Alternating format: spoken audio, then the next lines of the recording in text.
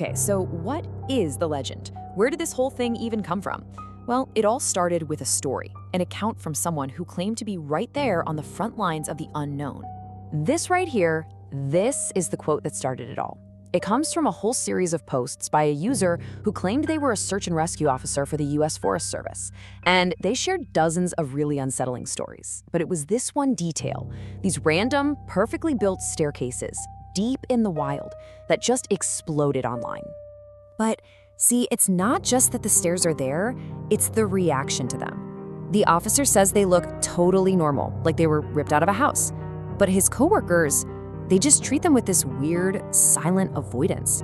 There's this unspoken but very, very firm rule.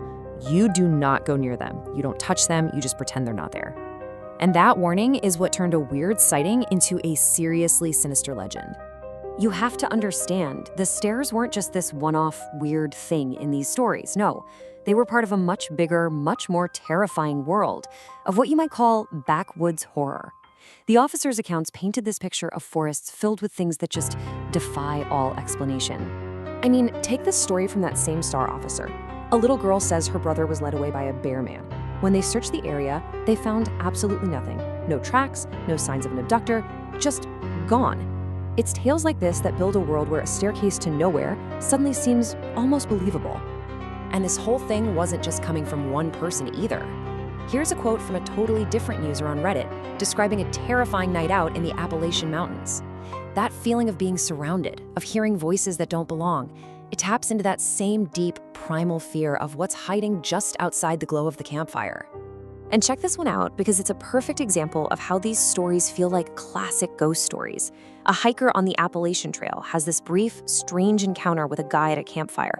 He just turns away for a second, and when he looks back, everything, the man, his gear, even the fire, is just gone.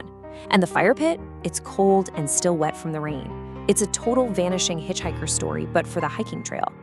Okay, so all of these unsettling stories, they all have one very, very important thing in common.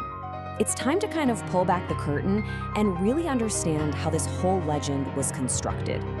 Stairs in the Woods belongs to a very specific genre of internet folklore, something called creepypasta. You've probably heard of copypasta, right? That's just internet slang for a block of text that gets copied and pasted everywhere. Well, creepypasta is just the scary version, horror stories designed to go viral. And here's the kicker. The original stories from that search and rescue officer, they weren't posted on some paranormal forum or a mystery website. They were posted on r/nosleep, a massive subreddit that is famous for one thing. User submitted horror fiction. This is ground zero. The secret to r/nosleep's power, the reason it works so well, is one simple, kind of brilliant rule. Everything is true. When you're in the comments, you have to act like the story is 100% real. You can't break character and say, hey, great story. You have to ask things like, oh my God, are you safe right now? It's this immersive role-playing that makes these stories feel so incredibly authentic and allows them to leak out onto the rest of the internet as if they're real accounts. So the stories are fiction. Case closed, right? Well, not exactly. Because the reason this particular creepypasta is so incredibly effective is that it's built around a very real and very weird little kernel of truth. Let's look at how the legend actually maps onto the real world, because people really do find stairs in the woods. But as you can see, the supernatural explanations have these perfectly logical, if a little boring, counterparts. The legend says paranormal portals, the reality is often just the old stone foundation of a house where everything else has rotted away. The stories mention these bizarre, unexplained structures. Reality points to forgotten stairs from old logging operations or abandoned homesteads that the forest is slowly taking back. And that's really the key here, right?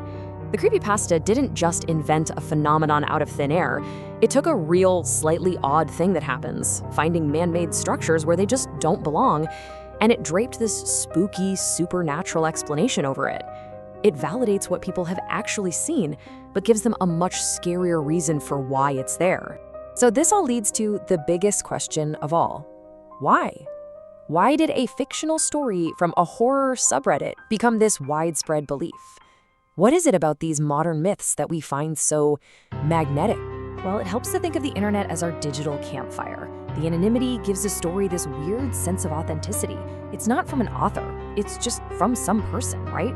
Sharing these tales creates a community, a kind of inside knowledge. And most importantly, it plugs directly into a fear that's as old as we are, the fear of the unknown, of what's lurking in the dark woods just past the edge of our vision. Ultimately, the stairs in the woods phenomenon leaves us with this really fascinating question for our time. When a story can be shared with millions of people instantly, when whole communities can form to treat fiction as fact, and when it's all based on something people can actually go out and see for themselves, where exactly do we draw that line anymore?